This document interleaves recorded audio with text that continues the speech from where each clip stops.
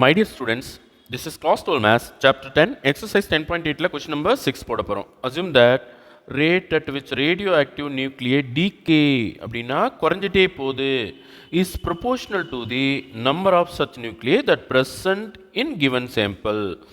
Okay, amount present அதை வந்து நான் ஏன்னு எடுத்துக்கிறேன். ஓகேவா? Then என்ன சொல்லியிருக்காங்க? decay is proportional to amount present, அதாவது A, அதாவது dA by dt, அதாவது இது வந்து decreasing, அதனால மைனஸ் கூட போடலாம் நீங்கள், is proportional to amount present. ஓகேவா? ஸோ proportionality சிம்பிளை ரிமூவ் பண்ணோம்னா dA by dt அப்படியே வச்சுக்கலாம், ஈக்குவல் சிம்பிள் போட்டுக்கலாம். இந்த மைனஸை கூட நான் அந்த சைடு எடுத்துக்கிறேன், டிகேங்கிறதுனால மைனஸ் KA. ஓகேவா? ஸோ நம்ம ப்ரொபோஷனாலிட்டி சிம்பிளை ரிமூவ் பண்ணால் ஒரு கான்ஸ்டன்ட் இங்கே வரணும். ஓகேவா? இது மைனஸ் ஏன்னா இது வந்து டிகேயிங், அதாவது குறைஞ்சிட்டே போகுது. புரியுதுங்களா? தென் இப்போ வேரியபிள் செப்பரபிள் மெத்தடில் ஏவை இந்த சைடு கொண்டு வந்துடலாம், டிடி அந்த சைடு கொண்டு போயிடலாம். இப்போ d a by a equal to minus k அங்கே தான் இருக்குது, டிடி அந்த பக்கம் போயிடுது. ஓகேவா? இப்போ நல்லா கவனிங்க, ரெண்டு சைட்லையும் இன்டகிரேட் பண்ண போகிறோம். அதாவது integration of d a by a equal to minus k வெளியே எடுத்துக்கலாம், ஏன்னா கான்ஸ்டன்ட் இல்லையா. So minus k integration of d t. Okay, இப்போ 1/a டிஏக்கு என்ன வரும்? லாக் ஏ வந்துடும், ஈக்குவல் டு இந்த சைடில் மைனஸ் கே வெளியே இருக்குது, இன்டகிரேஷன் ஆஃப் டிடி என்ன? T plus arbitrary constant log c. ஓகேவா? இப்போ இந்த லாக் சி வந்து எல்ஹெச்எஸ் கொண்டு வந்துடுறோம். அப்போ லாக் ஏ மைனஸ் லாக் சி, இந்த பக்கம் வந்து மைனஸ் ஆகிடும், ஈக்குவல் டு மைனஸ் கேடி. இப்போ ரெண்டு லாகை ஒரு லாக் ஆக்கணும்னா நடுவில் மைனஸ் இருக்குது, அப்போ டிவிஷனுக்கு போய்டும் இந்த சி. அப்போ log A by C equal to minus k t. Okay, இப்போ லாகையும் நான் ரிமூவ் பண்ணேன்னா ரெண்டு சைடும் ஈக்கு பவராக கொடுக்கணும். இப்போ e power log A by C equal to e power minus K T. அப்போ இங்கே ஈக்கு லாக்கு கட் ஆகிடும், A by C equal to e power minus K T. இப்போ சி அந்த சைடு கொண்டு போயிட்டா A equal to C e power minus K T. So இதுதான் நம்மளோட ஈக்குவேஷன் 1. ஸோ ஈக்குவேஷன் 1க்கு நீங்கள் அரைவ் பண்ணிட்டாவே பாதி நீங்கள் சால்வ் பண்ணிட்ட மாதிரி. ஓகேவா? இப்போது நல்லா கவனிங்க, இனிஷியலி அதாவது ஸ்டார்டிங்கில் டைம் வந்து 0, t equal to 0. Amount present வந்து ஏ ஈக்குவல் டு ஏ நாட்னு எடுத்துக்கலாம், தெரியாது நமக்கு, ஏ வந்து ஏ நாட்னு எடுத்துக்கலாம், அமௌண்ட் ப்ரெசன்ட். ஓகே, தென் ஈக்குவேஷன் நம்பர் 1 எப்படி மாறும்னா ஏக்கு பதிலாக A not C e power, இங்கே டீக்கு 0 போட்ட உடனே இ பவர் 0 வந்துடும். அப்போ a naught equal to C, அதாவது இதனோட வேல்யூ வந்து 1. சரி, இதை 2ன்னு எடுத்துக்கலாம். இப்போ 2 எடுத்து 1ல் போடலாம், 2 in 1. அப்போது சி வந்த இடத்துல ஏ நாட் வந்துடும், A equal to A naught e power minus K T. ஓகேவா? இப்போ அடுத்த கண்டிஷனுக்கு வருமா? அடுத்த கண்டிஷன் என்னன்னு பாருங்கள். சம்மில் 10% of the original number radioactive nuclei have undergone disintegration in a period of 100 years. அப்போ 100 வருஷங்களுக்கு பிறகு, அதாவது t ஈக்குவல் டு 100 ஆயிடுச்சு, 100 இயர்ஸ்க்கு அப்புறம் 10% டிஸ்இன்டகிரேட் ஆகிடுது. அப்போ ரிமைனிங் வந்து 100ல் வந்து 10% போயிடுது. அப்போ 90% ப்ரெசண்ட்டாக இருக்குது.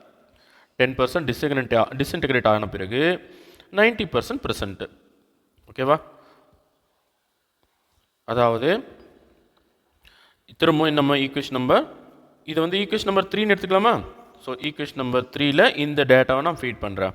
அப்போ 90% ஆஃப் ஒரிஜினல் அமௌண்ட்டு, அப்போது ரிமைனிங் வந்து 90%, 90/100ன்னு போடலாமா? 90/100 of a naught is remaining, இதுதான் ரிமைனிங்.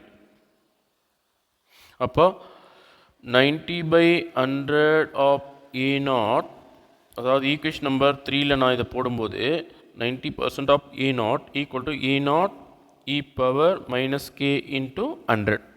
அப்போ a naught t naught cancel பண்ணிடுவோம்.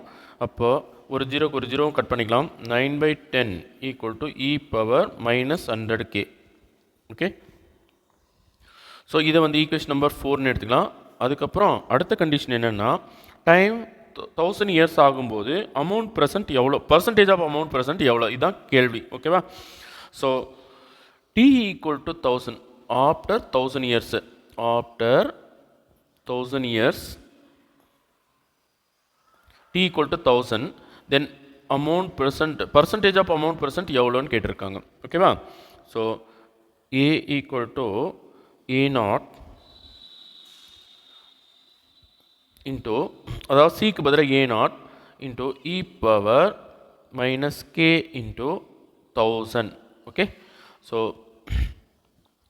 ஏ equal to A naught into e power, இதை கொஞ்சம் நான் மாற்றி எழுதுகிறேன்.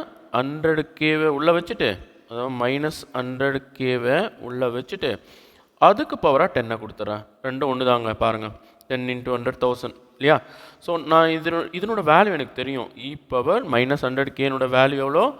ஈக்குவேஷன் நம்பர் 4 பாருங்கள், 9/10.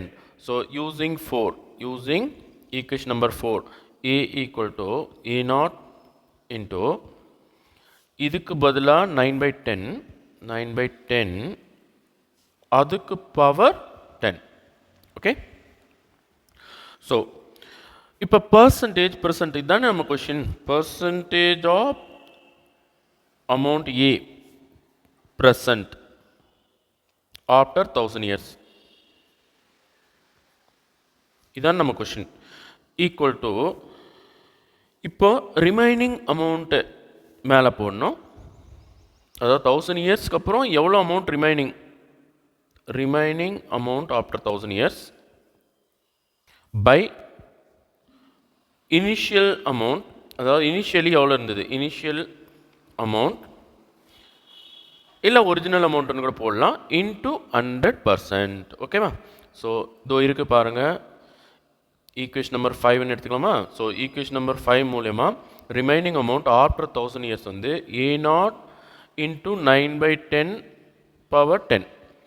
இனிஷியலி எவ்வளோ இருந்தது, ஏ நாட் அமௌண்ட் ப்ரெசண்ட்டாக இருந்தது. இனிஷியல் அமௌண்ட் வந்து ஏ நாட் இன்ட்டு 100. இப்போ ஏ நாட் கட் பண்ணிவிடுவோம். தென் இந்த பவரை ரெண்டுத்துக்கும் அப்ளை பண்ணிவிடுவோம். 9க்கு பவர் 10 பை 10க்கு பவர் 10, இந்த 110 பவர் 2ன்னு எழுதலாம். இவ்வளோ பர்சன்ட்டு. ஓகேவா? சரி, இப்போ இந்த 10 பவர் 2 இதுலேருந்து கழிச்சிருவோம். அப்போது 10 பவர் 8ன்னு வந்துடும். ஓகேவா? பவர் கீழே கொண்டு வரும்போது 10லேருந்து 2 மைனஸ் ஆகிடும். அப்போது 9 பவர் 10 பை 10 பவர் 10 மைனஸ் 2 வந்து 8. ஸோ இவ்வளோ ரிமைனிங், பர்சன்டேஜ் ஆஃப் அமௌண்ட் ரிமைனிங்னு கேட்டிருக்காங்க கொஷின். ஸோ இதுதான் இந்த கொஷினுக்கான ஆன்சர். Thank you students.